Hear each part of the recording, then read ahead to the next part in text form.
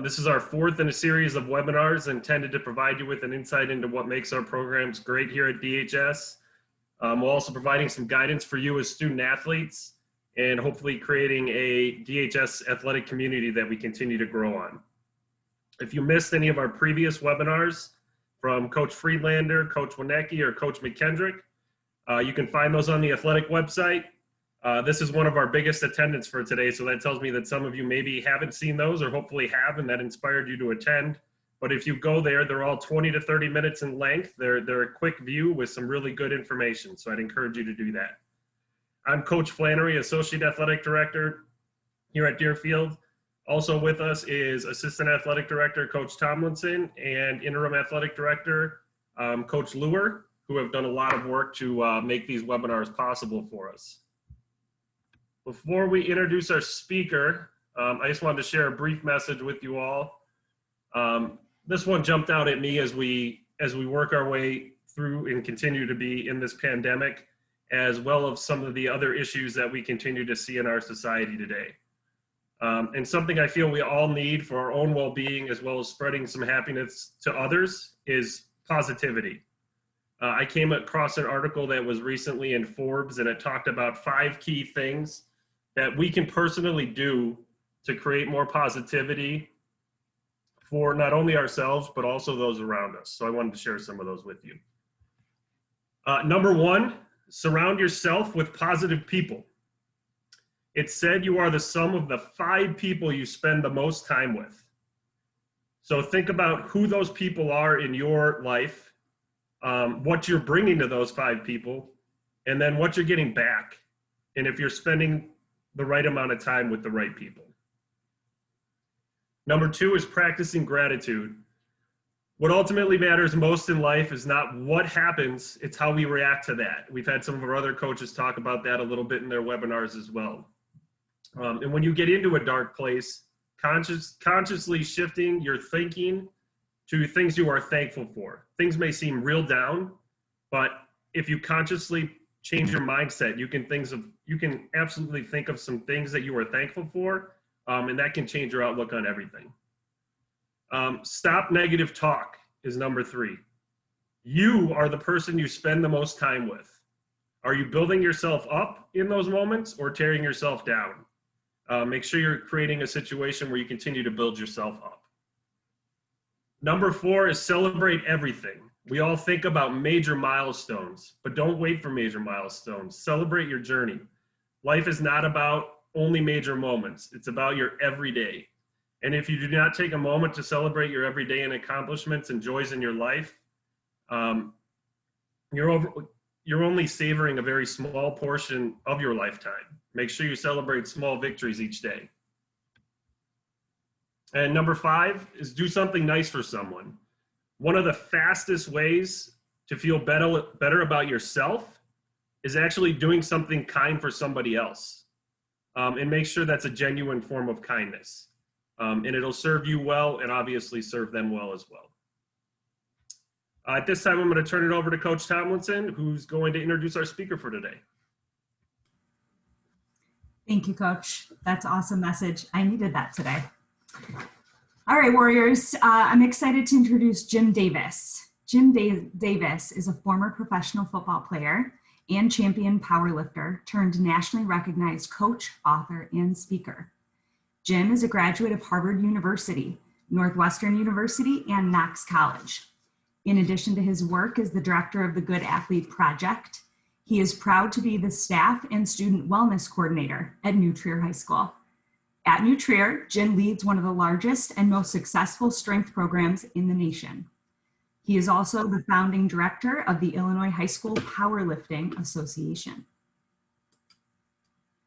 Jim has been honored as a 2020 Semper Fidelis All-American Mentor, a 2018 NASA National Coach of the Year, the NASA National Coach of the Year runner-up in 2019.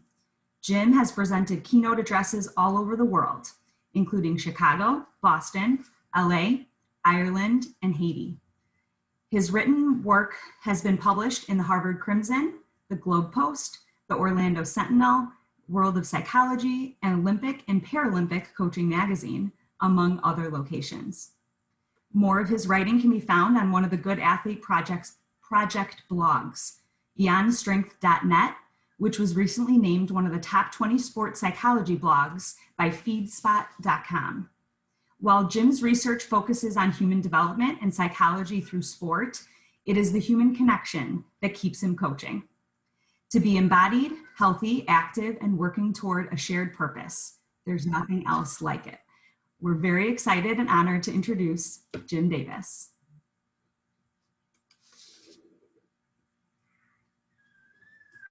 That was a humbling introduction. So thank you for that. Thank you all. Thank you, Nate, Gail, Molly, and all the coaches on here. I mean this to everyone. I think I have to say it out loud. I'm so proud to be associated, even in a distant way, even only for today, with Deerfield. I think there is something meaningful happening in the Warrior Athletic Department, in the walls over there, and it's exciting to see. So thank you to all of you for inviting me today. Thanks for providing these opportunities for student athletes. This is meaningful stuff, and like I say, I am grateful to be part of it. All right, so I think if it would make sense, I'd love to just jump right in. Molly, do you think I could share right away? Am I enabled here? Absolutely. Yep, Coach, you are all set.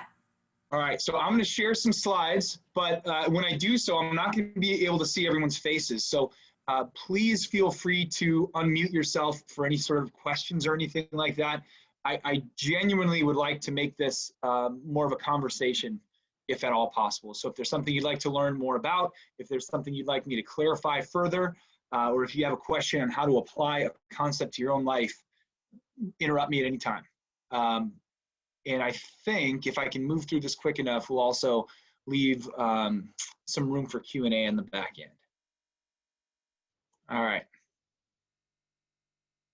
I don't know if you can see this here. Did I do it right? We have a presentation pulled up? Yep, we are able to see it. Okay, awesome. All right, so I think this is, we live in a social media age. I want to keep access to our resources, upcoming initiatives that we have, the Good Athlete Project, available to all of you. If you use Twitter, if that's your preferred method, we're at Coach for Kindness, Coach the number 4 Kindness, and on Instagram at Good Athlete Project. So we love to connect and keep the conversation going. We have all sorts of stuff happening in and around the Chicago area, but as Molly mentioned, all over the world. So we're find us there, keep the conversation going if you'd like. All right, so I think it's such an interesting time to be doing a presentation like this, to be having a conversation like this, because a key, regardless of what we're trying to do, where we're trying to go, or what we would ever hope to achieve, clarity of purpose and goals to get us or move us toward that purpose, that is, I'm telling you, one of the most under-tapped skill sets that exist. I think we've all probably heard of goal setting. It is possible to do that well, possible to do that poorly. It's possible to lose sight of one's goals. It's the whole, and especially in this sort of uncertain moment, it's possible that your goals get so muddy based on the circumstances you are in that they need to be reevaluated and re-clarified. Only once you have a clear purpose or have a clear goal can you evaluate your own processes. And that's something that I have to remind myself of. It's something that we probably all have to do here and there. I wonder, and you don't have to nod or raise your hand or anything, but I wonder if we've ever judged the process of someone else, judged the behaviors of someone else. I don't like how that person is doing X, Y, or Z. I don't like how they did this. They should have had a cleaner room. They should have had a cleaner desk or a locker, whatever it might be. We sometimes will go into a situation thinking that we know what is right, and maybe even holding that over people, when the truth is there is no inherent, I shouldn't say right or wrong, but the clarity of whether one's actions are right or wrong can only be evaluated relative to their goal. So for example, if my goal, to put it in sort of a wellness conversation, if my goal were to be healthy, just sort of broadly, and eat well, and I, knocked off a full pint of ice cream every day, there's no judgment in that necessarily, but there is a misalignment between what I said I wanted and the behaviors I've selected. And that's where the conversation really exists. It's what do we want for ourselves? what's the strategies that we intend to take to go get it, and then are we are we disciplined enough to do so? I'm telling you, I've wrestled, Molly mentioned some of this in the bio, but I've worked at New Trier, and through that with thousands of athletes, some people just happy to be part of a team, some very much driven to win a state championship, and some who ultimately we found recently were destined for professional sports. We just had one of our athletes playing an NFL game the other week, and it was really cool to see him make that the trip to the NFL, because I remember him when he was 13. Anyway, the point is, we've been able to work with a lot of different people. My work with the Good Athlete Project has spread that net even further, and what I've found are a lot of different approaches to discipline. That's an interesting thing to me too. I wonder if anyone has heard of, and again, I can't see you all, so I can't see if you're agreeing with this or not, but heard of there's some really good folks out there like Jocko Willink, who I actually really appreciate. There is, I won't name any more names because I'll start to become more critical of these people, but who push discipline and almost romanticize discipline to a potentially unhealthy level.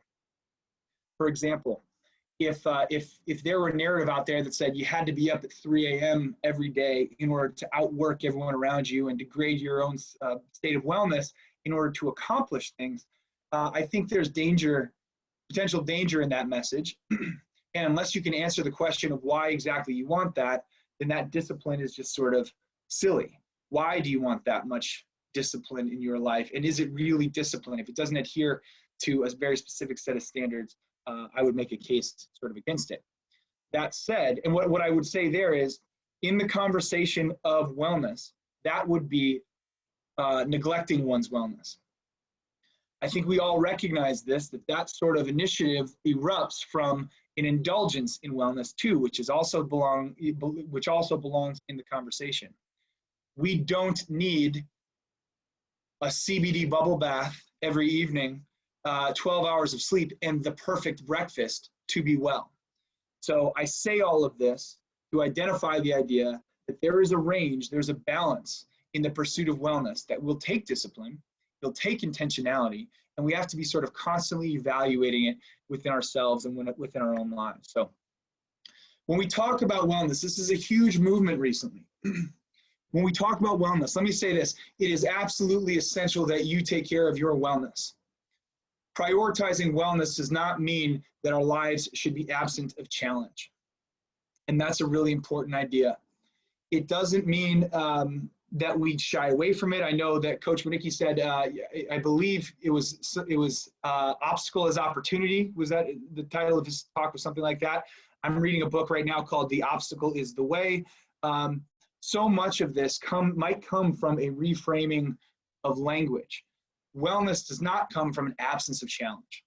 It comes from an understanding of how to be well. Wellness is the quality, this is a dictionary definition, quality of state or state of being in good health, especially when you actively seek it out and pursue it. So the pursuit of one's own wellness might include a bubble bath every so often, I don't know, or sleep in an extra hour, or whatever it might be for you. But again, I think we're always navigating this path of negligence and indulgence.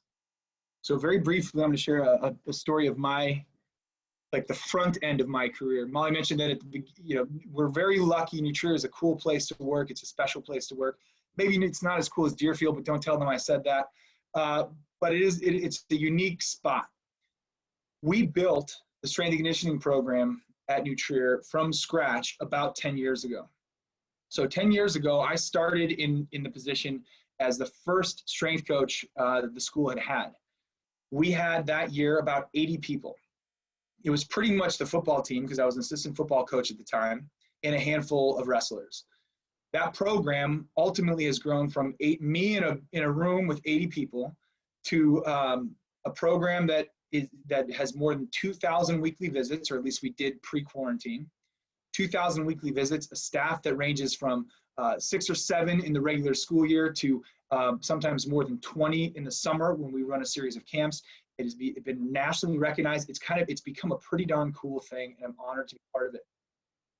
But at the front end of that build, to get it from point A to where it is now, I was very young.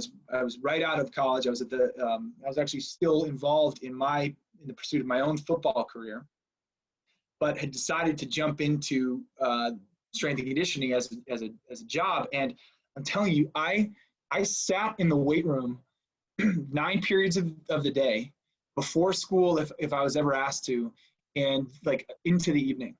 And I really tried. And like, I'm not doing that right now, so I don't mean to pat myself on the back, but I will, as I reflect on it, that's kind of, I'm not sure that's what it took to get it off the ground, but that's what I thought it took to get it off the ground. And I'm telling you, I ran myself into the ground, quite literally. There was a day in the early goings, in the build of the program that we had started, that I couldn't name what was wrong with me. I felt sick, almost like I had the flu, but I did not have the flu. It was about 2 o'clock came around, and I was toast. I went home. I was actually living with my parents at the time. Went home to my parents' house. I laid on the couch, and I didn't get up until about 10 p.m. Ate some dinner, went back to bed, and slept through till the next morning, and then I felt fine. And it was my first experience with like exhaustion. I had neglected my own wellness in the pursuit of this sort of big goal, and felt the repercussions of it. Now, I definitely do not want to glamorize that idea. I put in a lot of work. I thought the work was worth doing. But when I reflect on that time, I think I could accurately recognize that even though I was putting in more hours, I was neglecting my own wellness, and thereby I was just worse at my job. You know, by the time 5 p.m. rolled around and the 8th team of the day came in, I think I was probably not quite as nice, not quite as thoughtful. I bet my programming wasn't as good. I bet my coaching wasn't as good. So I was doing more worse, if that makes sense. And that came from me neglecting my own wellness. So it took a little while, but ultimately I began prioritizing wellness. And when I did, I started to recognize, in the pursuit of my own wellness, started to recognize these concepts that we've talked about. That it's not the absence of challenge, that it takes discipline. I'm going to skip this part, and I'll come back to it later. And look how fun it looks. There's animations. So this is just a teaser. Maybe I'll come back to you all later to talk about, look at this. Look at that. How fun would that have been? Sorry, we don't have enough time. We got to keep going. But I'll come back to that later. The entire set of slides that I just glossed through comes back to a very basic idea that I will readdress multiple times in this presentation. So it comes down to the idea that wellness is ultimately a system of what's called complex causality. Now, don't be afraid of that word or the idea. It's not as hard as it seems. All it means is, there are scientists, there are smart folks out there studying ideas. One of those ideas is called causality. What causes something else to happen? And these are going to be so easy. One of them is called domino causality. One thing knocks over the other. Domino causality. Linear causality. These things move in a straight line. Complex causality only means the thing that you already know, and that is there are a lot of factors that work on any one thing at a given time, and that those relationships are complex or complicated. So don't shy away from that idea. That's all that this set of slides was illustrating. And I want to say this in this moment in time, maybe on this day in particular, it fits. The pursuit of wellness in a complex environment, in a complex world, is still something we have to do, maybe more important than ever. But in the doing of that, this is a saying that we have come back to countless times. The idea, you can read it for yourself, but you don't always have to be right, but you should operate thoughtfully, have humility when you don't get it right, forgive yourself and those around you, and be willing to adapt. And that's the truth of the matter. And each one of these things is important. You don't always have to be right. You should try, okay? And then have humility and be willing to admit when you don't get it right, forgive yourself, forgive the people around you, and be willing to make the necessary adaptations. That's where progress comes from. And it's not easy. I actually loved, Nate, what you said. I'd love to see that article that you mentioned, because it's the doing of those things, practicing gratitude, being thoughtful about your self-talk, espousing mantras like this routinely, because it's not like you, and even if you could get it right, you don't just get it right once and then boom, you won the game. You know, wellness is a process without question. So anyway, when we do all these things, when we identify that we want to be well and we have an understanding of these processes to some degree, and we espouse that mantra of forgiveness, humility, and intentionality, this is the motto of the Good Athlete Project. Very often, we ask people, does your behavior match your goal? It's a motto or a mantra that we refer to as practical mindfulness sometimes. I don't know how people feel about that word, but that's the way that we look at it. It's like, as you are moving through the world, do the behaviors you are selecting map on to the goals that you have for yourself? It's judgment-free. It's done with humility. It's not meant to call anybody out, but it's a really good way to reflect. In fact, just because it's football season, I know Coach Nick Saban wrote a book. I think it was called How Good Do You Want to Be? And one of the things that they talk about in it is you don't have to be a national champion. You don't have to do anything. But what you decide you want to do, you should be thoughtful in your pursuit of that thing. So, okay, this is what I think as we move on, sort of the unsung hero in the pursuit of wellness. Has everyone heard the term SEL, social emotional learning? Yeah, things like grit and growth mindset and actually gratitude more and more is fitting into that capacity. The capacity to actively practice gratitude is an area that's being more and more heavily researched now. But all of SEL, I would argue, is necessary. It's such an important human. It's almost like a human to human toolkit. You know, you develop this ability to select empathy in a given moment, or patience in a given moment, or accountability, or whatever it might be. You develop the capacity to interact well with this growing toolkit of social emotional learning skills. I think sometimes one part of that conversation is missing, and it's the body.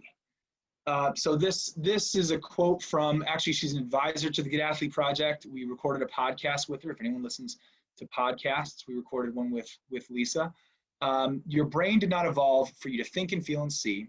It evolved for you to control your body, and everything else we do in service to the body. And the reason that is a relevant quote is because if we neglect the body too much, then all of these high order accomplishments that we would aim for, a championship, positive relationships, professional success, academic success, they will be undercut by our physical state. And that is just plain and simply unavoidable. It is unavoidable. It's not saying that you can't do things in spite of your physical wellness, but the things that you do will be slightly degraded if your physical wellness is also degraded. Unavoidable. And this is kind of why. It's because there are all sorts of filters to our, what goes into our behavior. Psychology, we all know a little bit about psychology. The environment around us matters, but so does our physiology, so does our body. I'll skip through that. That's a boring looking slide, so skip it.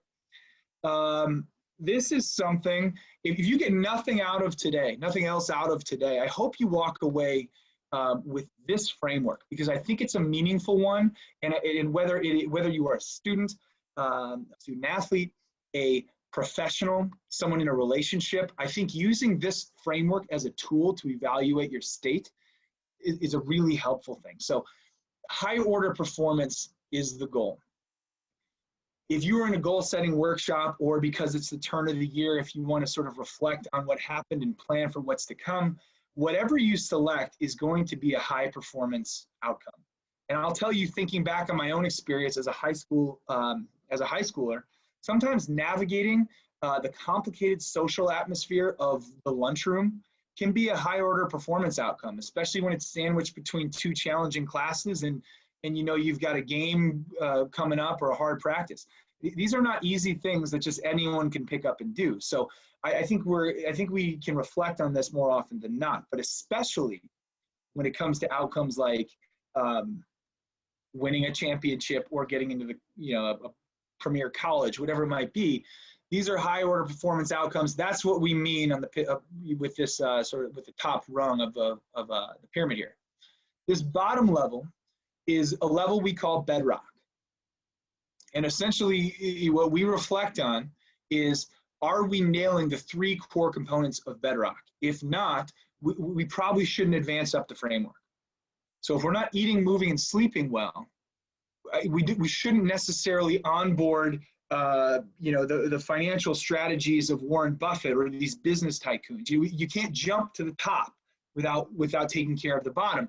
And the reason is, all you have to do, really, I could show you stacks of research that influence this framework that we put together, but I think it's easier than that. I think, so eat, move, sleep.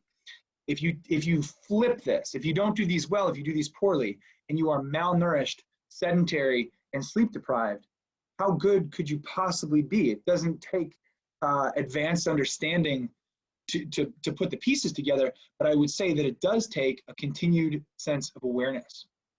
We all know that sleep deprivation is bad for us, as an example. But how often do we do it to ourselves? Because we stay up late watching Netflix or on our phones.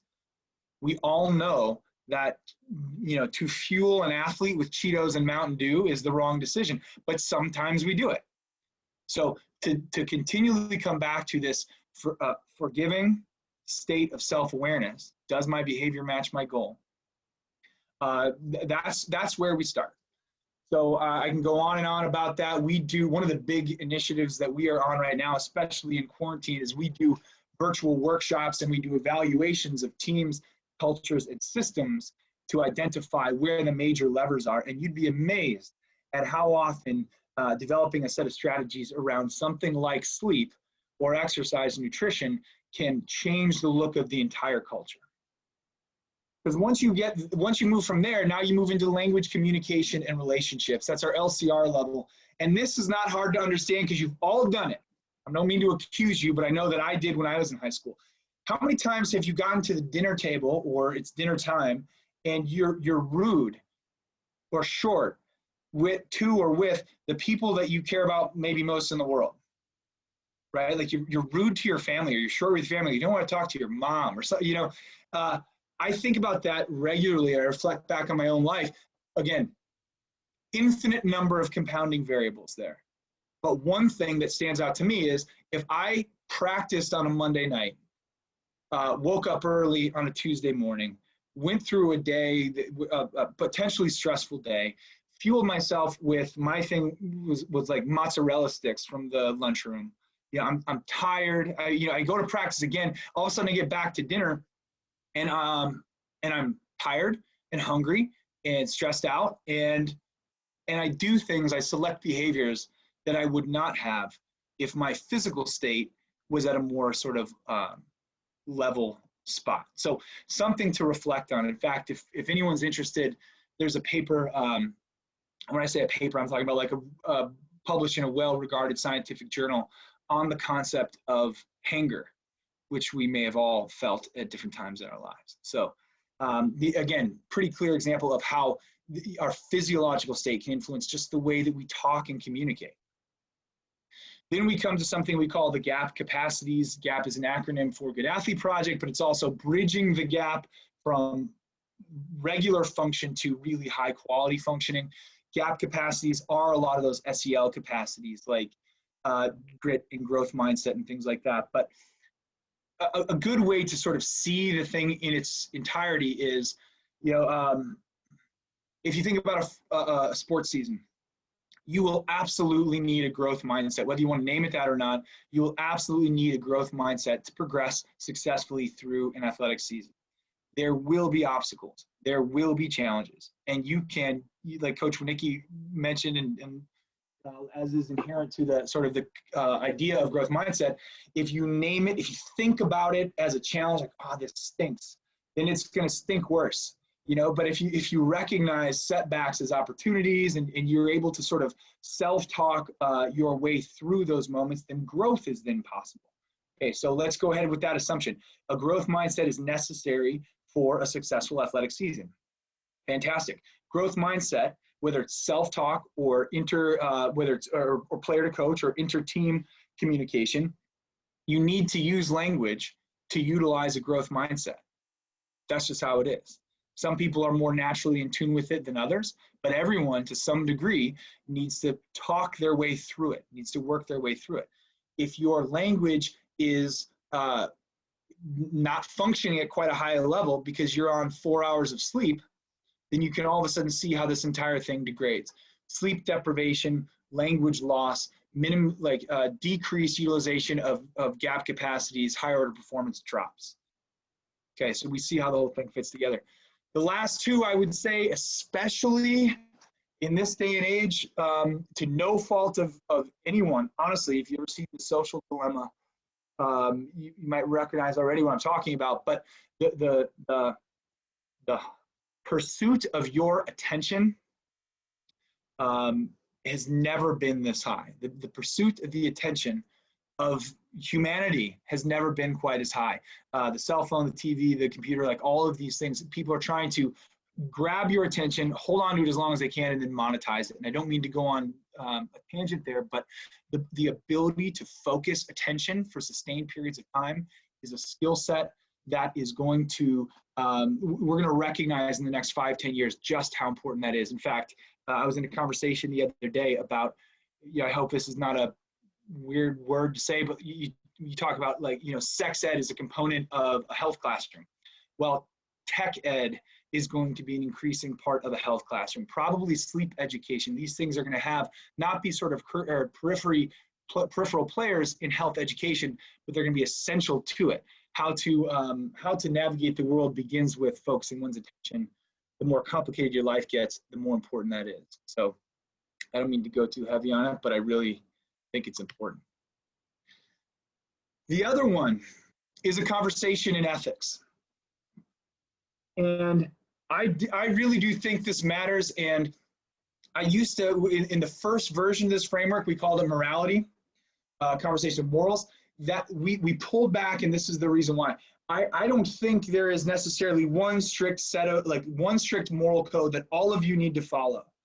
Okay, I don't believe that, and if there is one, I'm not the one to share it because I don't have, I don't have it all figured out. But ethics is different. Ethics essentially just recommends a conversation where one sort of recognizes how their behaviors impact the lives of other people. How does the decision I make today influence the life of my community? A conversation in ethics is also really important. Really basic example, you decide on the framework that you want to eat well. So you want a salad for lunch. Okay, well, you shouldn't steal that salad, right?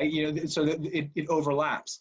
You want to win a championship? Fantastic. You don't cut the tires on the other team's bus in order to make that happen. So the conversation in ethics has to grow, and I won't turn this into anything, a conversation other than exactly what it is, but I think the transfer to other higher stakes areas of life is obvious. We have to be, and I think that the previous slide might align with that really well. That I think we need to maybe be less concerned about being right, be thoughtful, forgive people, be humble, and keep evaluating and be open to conversations as we progress forward in whatever ways that might look like. So even if we go back, and I'm sorry I spent so much time on this slide, but I think it's an important one.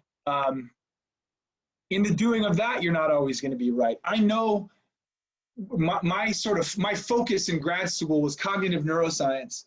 I know what sleep does to the brain, or at least I have a pretty good idea. What the smarter people, the scientists tell me, I can regurgitate that.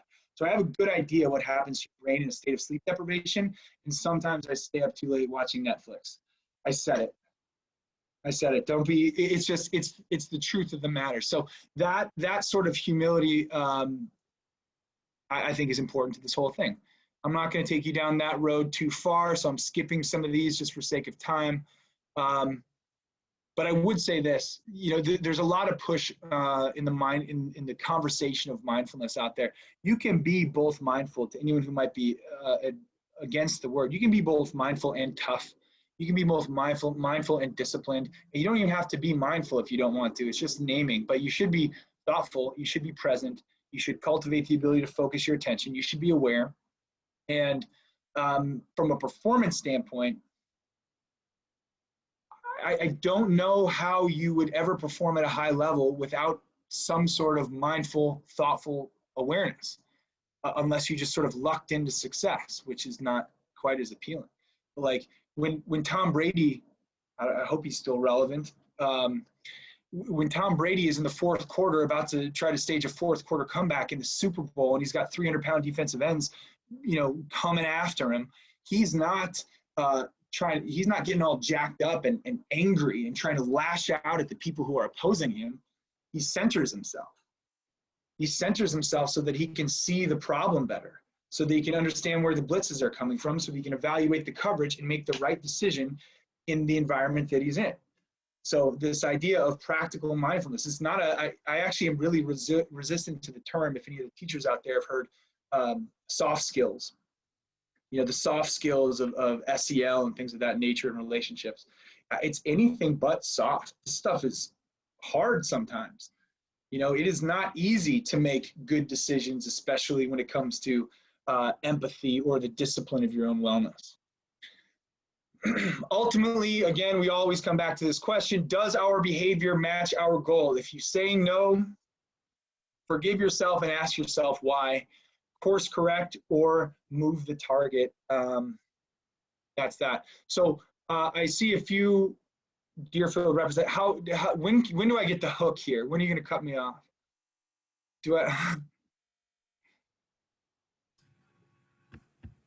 Coach, you're fine if you want to add in a few more, if we want to move on to a Q&A, if anybody has any questions, or if they want to put it in the chat as well. All right. What if I try to go quickly through this last concept, and I'll just stop it there, and then open it up to the group? Would that work? That sounds perfect. Awesome. That's what I will do then. Okay. So sometimes to illustrate these ideas, because I think we all get it, to illustrate these ideas, both in my day job and within the Good Athlete Project, we conduct research to align concepts with what matters in people's lives, if that makes sense. So instead of just saying sleep is good, we say, well, what do you want, student population? They tell us what they want, and then we show them how sleep maps onto that outcome. So for example, this is a swim team that we worked with. We watched them, we tracked them over the course of the season, we tracked all sorts of things, but what we were really hoping for was to identify whether or not sleep quantity, so like how many hours, how much you slept, had an impact on their athletic performance. Well, it turns out it had a huge impact. If you slept fewer than 6.5 hours per night on average for the season, you were 4 times more likely to finish in the bottom half of the team in terms of performance development over the course of the season. And I hope you're all listening to that, because I think it's I'm not saying the folks who finished on the bottom half of the team in terms of advancement, it doesn't mean that they were bad. And this is the really tricky thing that Deerfield has so many talented people and athletes that I think this is a message you really should hear. The people who finished in the bottom half of the team in terms of performance and advancement, some of them were still on the medal stand almost every weekend. They were still achieving, right? They were still achieving. They just weren't advancing as much as they could have had they prioritized their rest. We actually came up with an idea for that. We call it the talent delusion. And it applies to a lot of the people we've worked with. It applies, I guarantee it, with probably everyone on this call. You're probably good enough to get through a day, get through practice, get through the games, and perform just fine. You probably have a base level of talent that will get you to that point. The question will become, have you advanced as much as you wanted to? And I'll say this, regardless of where you fall on the roster, if you are competing for a position on the medal stand every weekend, or if you want to be, that same reflection matters. Am I advancing? Am I progressing as much as I want to? And could this possibly be something that's standing in the way? So again, 4 times more likely to be on the bottom half of the team in terms of advancement. That's something that should be looked into. Now, teachers and coaches on the call, you are not immune to this.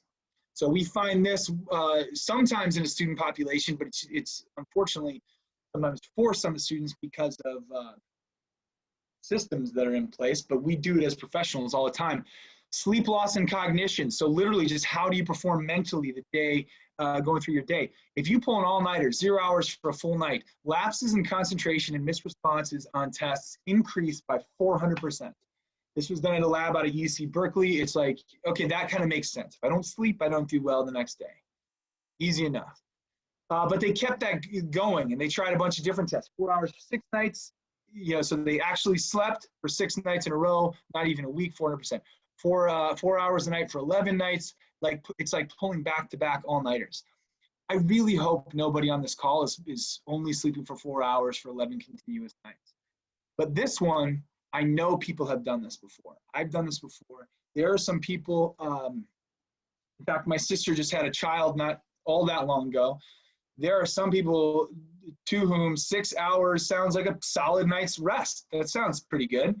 Some people, well, if you sleep 6 hours for 10 consecutive nights, not even 2 weeks, not even a week and a half, it's the same 400% increase in errors in the work that they were putting these people through. Think about this. You know, how many people have stayed up late studying? How would you like a free 400% boost to your performance? Maybe all you have to do is sleep well. And really, this is for student athletes, but honestly, coaches, I hope we reflect on this. I hope we're reflecting on this as well. There's no doubt that it plays out in the professional realm, for sure. So the interesting part of all of this is that participants consistently underestimated the degree of their performance disability. So if you slept for 6 hours and you go through the next day, people just weren't recognizing that they were making these errors.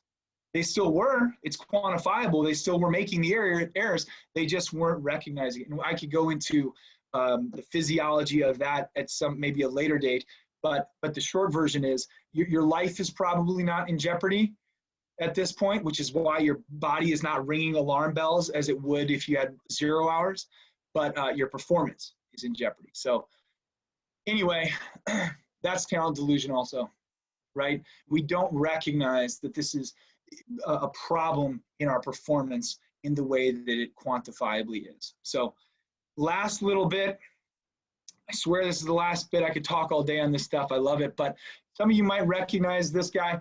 Andre Iguodala, it's a case study of one, but it's a relevant case study. They watched him for a season and they said above 8 hours versus below 8 hours, how does this guy perform? When he was above 8 hours, he played more minutes, scored more in those minutes, higher efficiency, and slight bumps in three-point percentage and free throw percentage.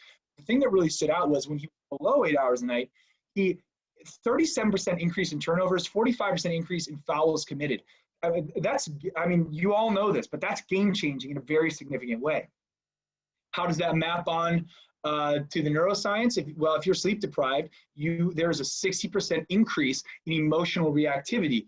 Going back to that idea, so we are asking sometimes young people to regulate their emotions. We're onboarding strategies for emotion regulation and SEL tool selection in that way.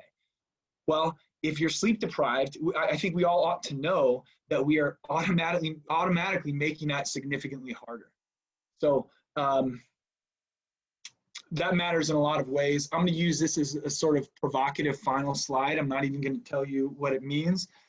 We can open up to Q&A if that feels right, or I can explain this last one. What do you think? You've got me on edge on the last slide, and we typically don't get a lot of questions in these. So go ahead and let us know. Okay. All right. Fair enough. All right. So here's what this is, and this is why I think the Andre Iguodala performance, how I think it maps onto the lives of all of us. We ran a study to dig into that a little bit because I was like, man, why is he committing more fouls? Why in a state of sleep deprivation? How could that possibly be? Well, as we showed in the previous slide, emotional reactivity goes up. You get whatever, like a wayward elbow in the paint, and the way that you react to that wayward elbow changes if you are more emotionally reactive in one state or the other. So these are sort of, again, these are complex relationships sometimes. We ran a study to see how that maps onto people. This is from a deck from Lisa Feldman Barrett, the professor I mentioned earlier in the presentation. They essentially hire a bunch of actors.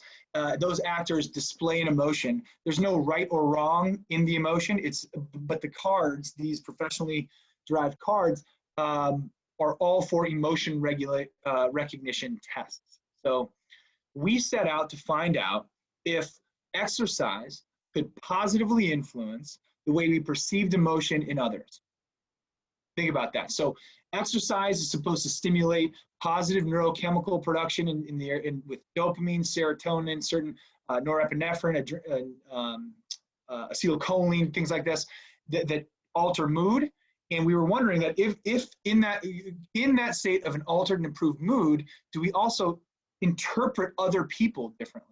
So it's not just we feel good, but are we interpreting the emotions of others more generously? That's what we set out to do. So we did it, and we essentially found that it kind of worked, but we found this other cool stuff alongside it. Not only did it kind of work, but adjective variety, what that means is essentially what they call emotional granularity went up. And what that is, instead of answering these questions, what do you see in the face of this person? Instead of saying mad, mad, sad, sad, angry, angry, happy, whatever, really basic, it was concerned, disgruntled. Like the adjective variety went up in the post-exercise state. So they were being a little more thoughtful about how they were interpreting their peers, which was really cool. Missed responses went down. So they literally just they just took the test better. Fewer missed responses on the filling out of the test. Pretty cool stuff. So this is a boost to exercise, which a lot of you have probably heard is good for your emotional wellness, your mental wellness, all that stuff. So exercise is good, except when you didn't sleep well the night before. So we keep using that break line of 6.5 hours, and it was like, you hear all these things like exercise make you smarter, more and more incorporation into the school day, but it does work. It just can't jump these other needs. So if you're sleep deprived, you can't exercise your way out of sleep deprivation. Right? So each one of these pieces of the puzzle needs to be put into place, or we might put ourselves in a worse spot. Isn't that ridiculous?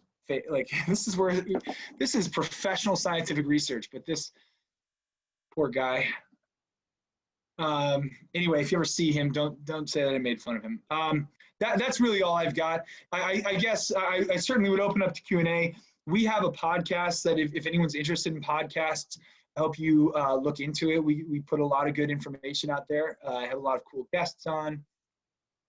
I won't go through the rest of this. I'll just stop share right now.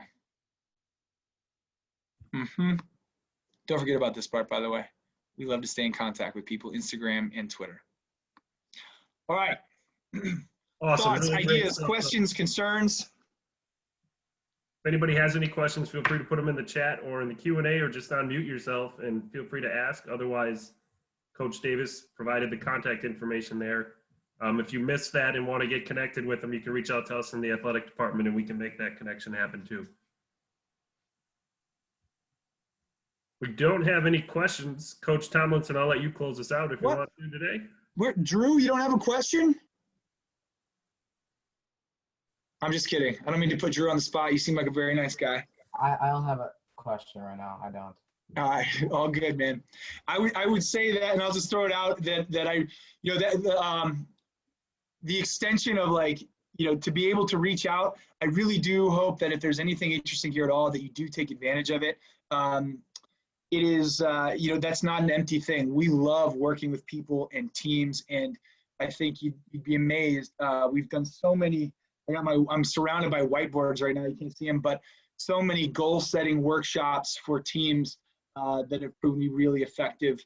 We'd love to work with you also. If you've got anything, please do feel free to reach out. What NFL team did you play for? That's a really good question. I didn't play for an NFL team. I did play professional football. I played for 2 different arena football teams. I don't know if that's a familiar thing anymore. It's kind of arena football, yeah, but indoor football. And then I played over in Europe for a while. So I was very fortunate to be part of championship teams, 2 championship teams in Ireland and 1 in Spain. So I had a pretty fun career. I just wasn't good enough to go to the NFL.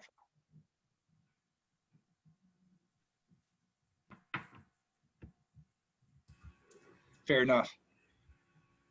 Well, Warriors, if there are not any more questions, like we said, feel free to reach out to the athletic department if you have any follow-up. And before we genuinely thank Coach Davis, if you are still on, you've got the inside scoop, student athletes and coaches, that if you attend 70% of these Warrior webinars, you get a really cool free t-shirt that you can sport. And who doesn't love a free t-shirt? I mean, seriously. So I just wanted to let you guys know that. It's just a nice little extra motivation to continue to attend these. They are extremely useful webinars, great messages that these coaches have really been sharing with us. So we hope it's valuable for you, and we hope you continue to listen to these messages with us. So Coach Davis, thank you very, very, very much for being here. What great messages. I think I'm going to go to sleep right now so that I can get enough sleep to function properly here. But no, out of all seriousness, thank you so very much. Really happy to be here. Thank you all. Thanks, Jim. And our next webinar is next Tuesday. Time. Love it. Thanks Thanks. all. Appreciate you being here. Thanks, Warriors. Take Thanks, care. everyone. Thank you. Thank you. Thank you.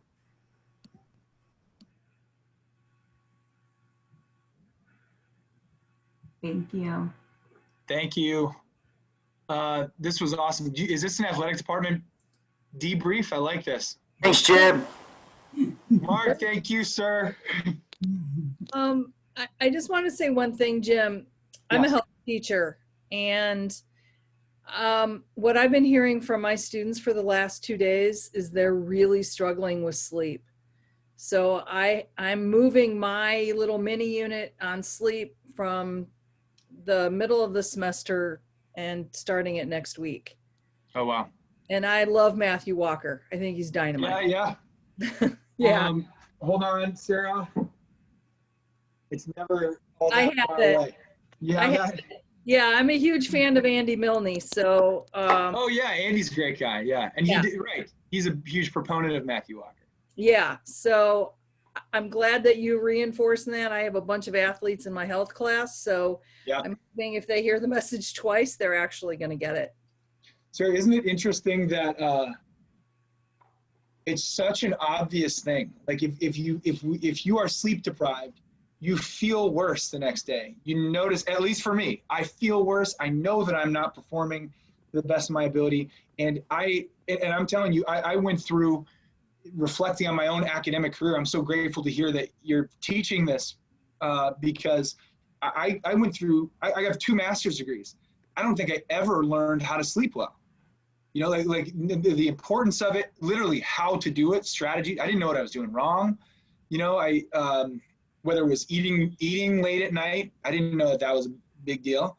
The temperature of my room, the phone, exactly. I just didn't know. So Yeah. I'm glad to hear that that's being taught.